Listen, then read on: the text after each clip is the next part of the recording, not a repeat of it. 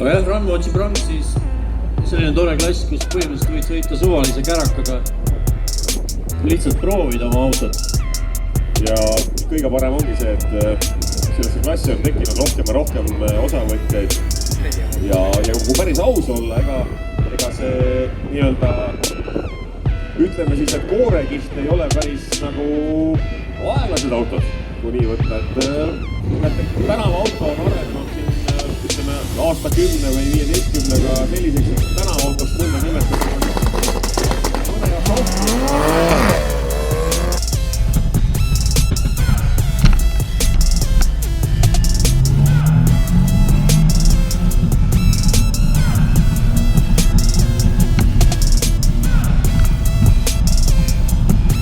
Sõidab vasakrada 12.65 aega.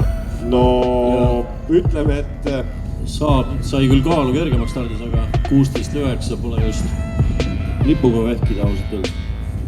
Võin nii palju öelda, et aastal 2001 sõideti 12.8 niimoodi, et oli B-st peenike väljas. Siin tuleb tänava auto sõidab 12.65.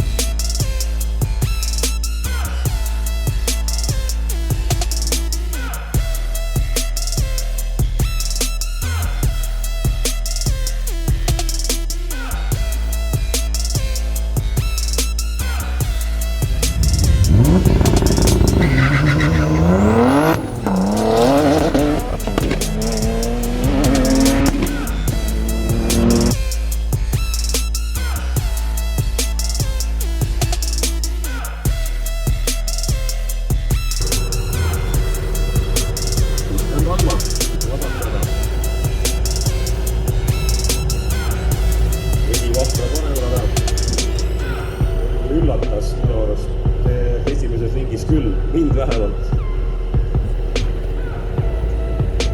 Sõitas tänava autoga väga ilusa sõidu.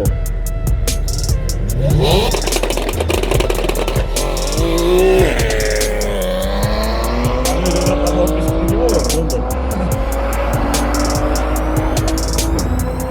Tavaliselt selliste aunidega nagu vasakul rajal tulevad pühapäevana linna Pennutari, kauk tuleb peal ja suud sees, kui ei tea kuhu minna. Aga need sõidavad küll kuradi kiiresti.